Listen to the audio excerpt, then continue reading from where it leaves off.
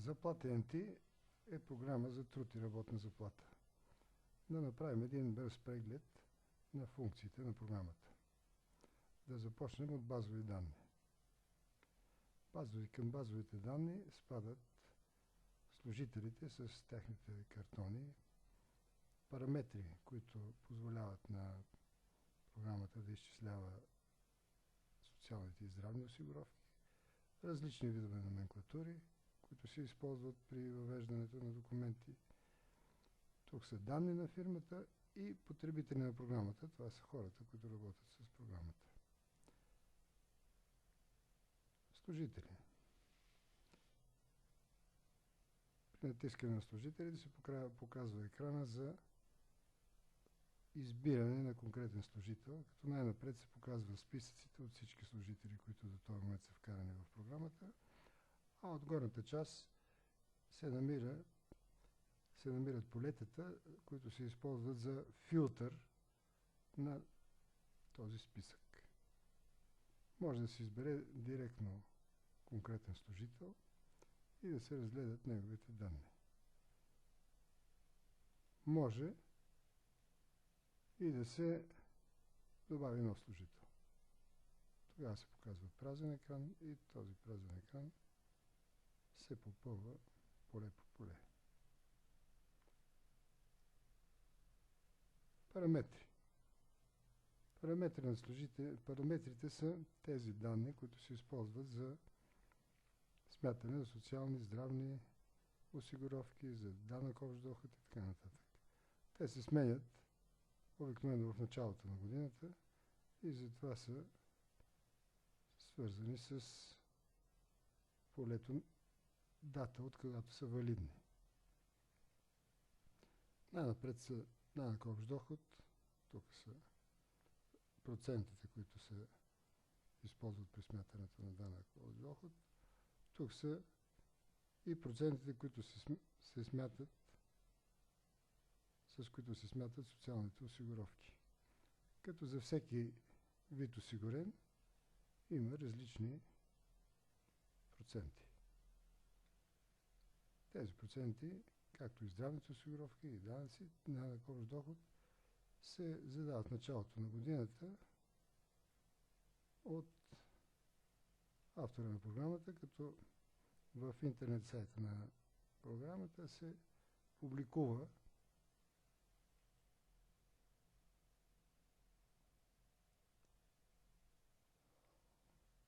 един архив, от който може да се възстановят всички параметри, които ще бъдат необходими през текущата година. Здравните осигуровки са тук, както казахме, детски, раждане, болнични. Тук са параграфите на НОИ. Тук са националната класификация на икономическите дейности, заедно с поредния номер, с шифъра и с процента за трудова злополука и професионална болест. Тук са и националния класификатор за професиите и длъжностите. Тук са и други параметри, като минимална работна заплата, минимален осигурителен доход, максимален осигурителен доход, авансов данък общ доход, процент и така нататък.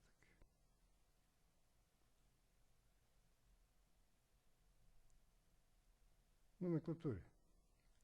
Номенклатурите са стойности, които се използват при въвеждането на полетата. Тези стойности са често срещани и вместо да се изписват на ръка, се вкарват в номенклатурите и след това се избират от меню.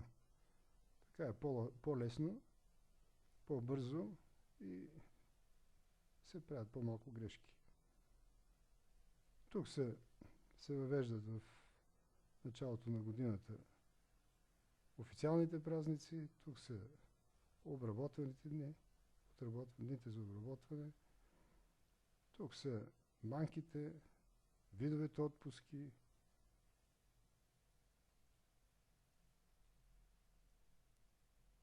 основания за уволнение, дейностите по дейности по граждански договори и така нататък. Някои от тези номенклатури са предварително дадени, други може и в процеса на работа да се допълват. Например, ако не е това обслужваща си банка, не е обслужваща банка, може да се добави нова банка.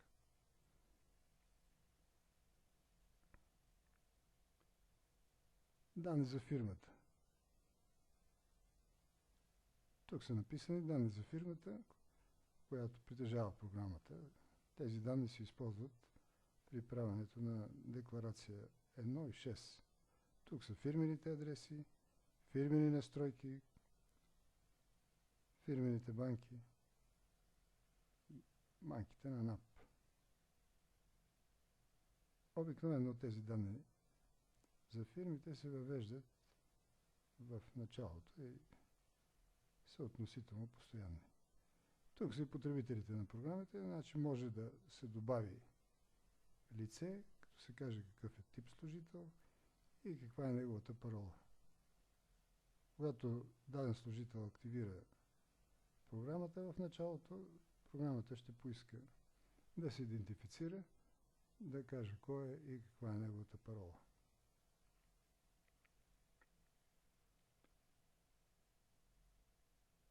С това се приключихме с представянето на базовите данни, които обикновено се въвеждат в началото на работата с програмата. Личен състав. Тук са отново всички служители с тяхните картони, където има длъжностни данни, служебни данни, заплати, осигуровки и така нататък.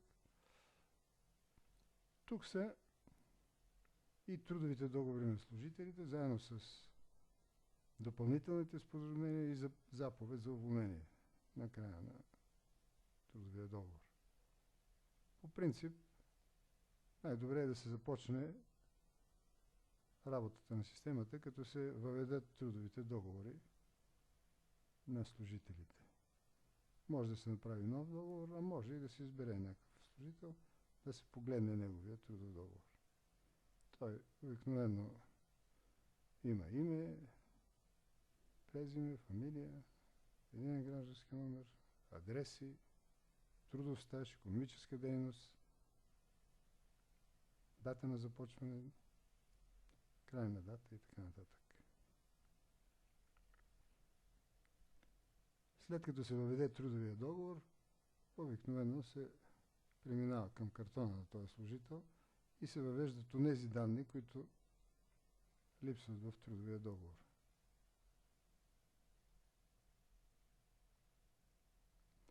В картона на служителя се въвеждат и данни вече в процеса на работата на системата. Тогава се въвеждат отпуските, ако има такива, болнични, ако има такива и така нататък.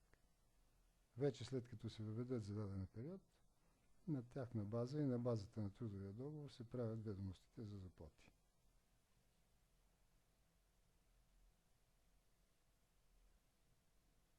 Допълнително споразумение.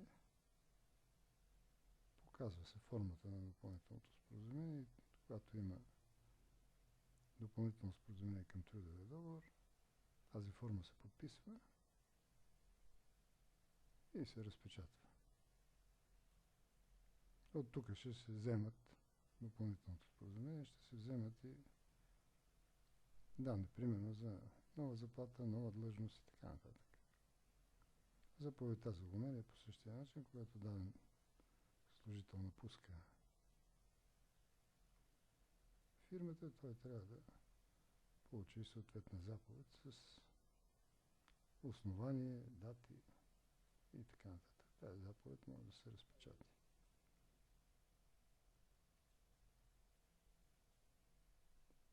След това приключихме с менюто личен състав. Ведомости. Това е менюто с функции, които най-често се използват в всеки месец се прави нова ведомост. Тази ведомост може да се разпечатва, може да се направят авансови ведомости, може да се направи и файл за дебитни карти. Може и да се осчетоводи ведомостта. Когато се прави нова ведомост, се избира функция и се показва екран за съставяне на новата ведомост. От дясната страна на екрана са списъка на всички служители в фирмата. Те могат да се прехвърлят в лявата страна, където са вече служителите, които ще влязат в новата ведомост. По някаква причина някой от тях може да бъде изваден от списъка и тогава ще останат само тези, които наистина ще влязат в ведомостта. Като се натисне бутона Състави ведомост, се създава съответната ведомост за съответния месец. Тогава се показва и екрана с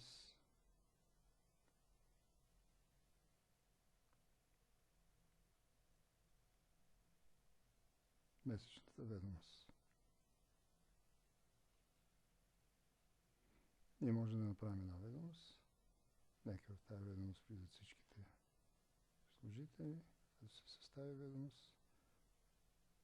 Тя се попълва на базата на картоните на служителя и на базата на параметрите за социално-здравно осигуряване, за данъци и така нататък. И на базата евентуално на въведени отпуски и болнични за дадения служител.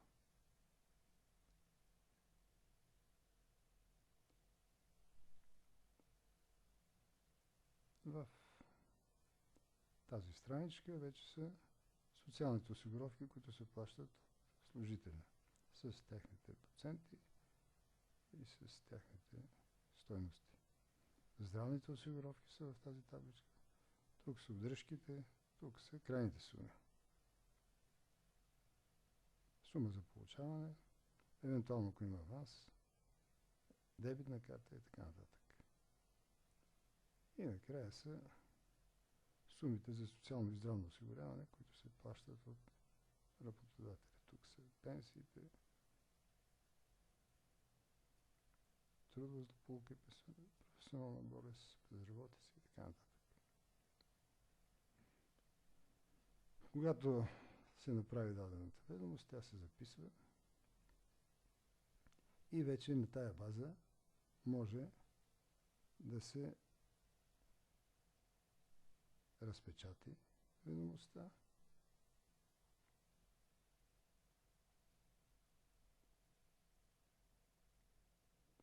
Когато се натисне бутона печат, се показва превю на ведомостта, това, което ще се разпечата в действителност, може да се прегледа предварително.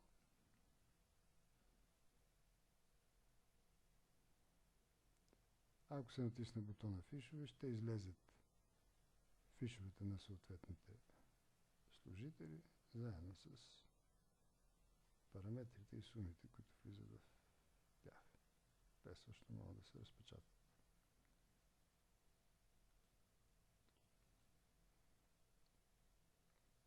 Освен редовна ведомост, може да се правят авансови ведомости, може да се прави файл за дебитни карти, за плащанията по дебитни карти. Може и да се осчетоводи ведомостта, като за всяка една от данните във ведомостта може да се покаже съответния шаблон, по който тя да се осчетоводи, да се натисне бутона за осчетоводяване и да се създаде интерфейсен файл, който може да бъде вкаран в счетоводната програма Експертен Ти. На базата на направените ведомости вече може да се правят най-различни справки. Изплатени суми, тук са заплатите, осигуровките, удръжките, параграфите на НОИ и така нататък за служители, които са избрани чрез задаване на съответния филтър. Може да е длъжност, по група, по образование, по работно място и така нататък.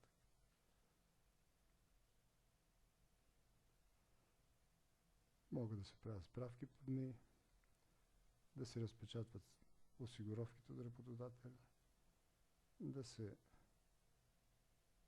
изравнява данък общ доход за годината и най-важното, може да се правят справки за НОИ.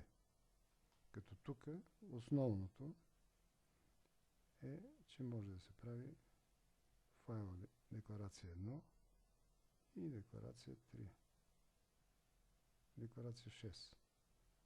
Тези декларации може да се запишат на файл, а по-късно да се копират върху дискета или друг магнитен носител.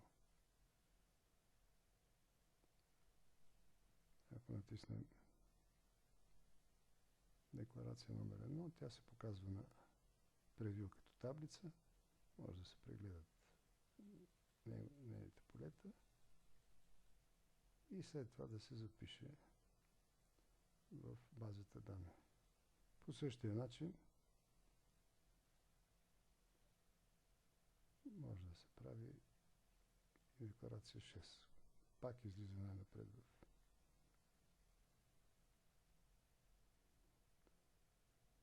екран и след това може да се разпечата.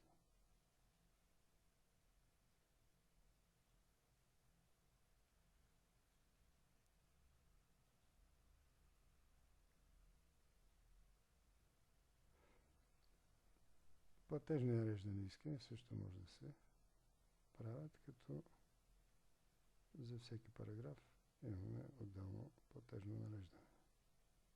Може да се разпечати текущата платежно нареждане, а може и да се разпечати пакет от всички платежни нареждания, които са направени.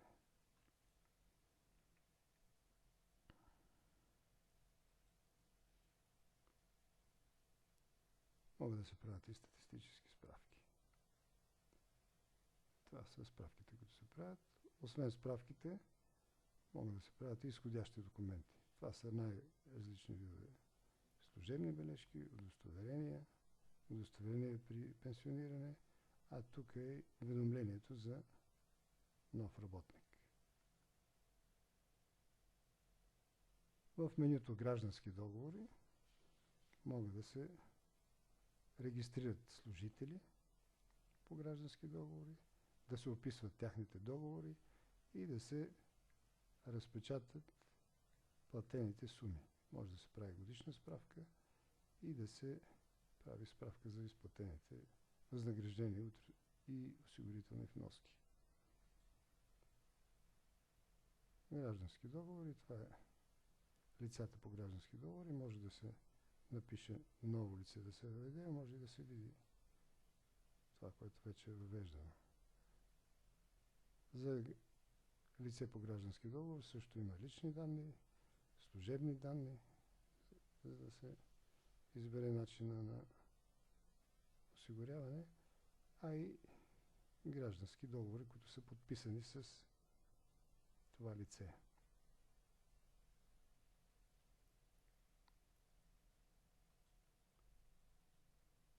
Самите договори също може да се разгледат,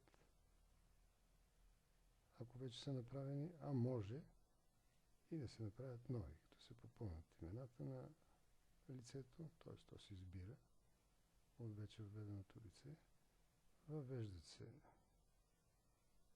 това, което възложителя възлага, което изпълнителя приема да изпълни и така нататък, както сроковете, сумите, и могат да се разпечатват договорите, както и платените суми.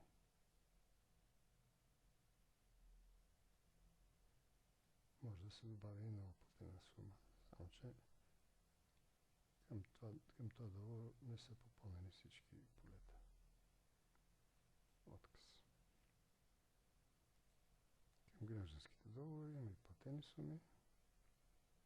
Може да се разпечати платените сума и може да се въведе нова платена сума. Също така тук са и годишните справки. както и файла за дискетата, за териториалното данъчно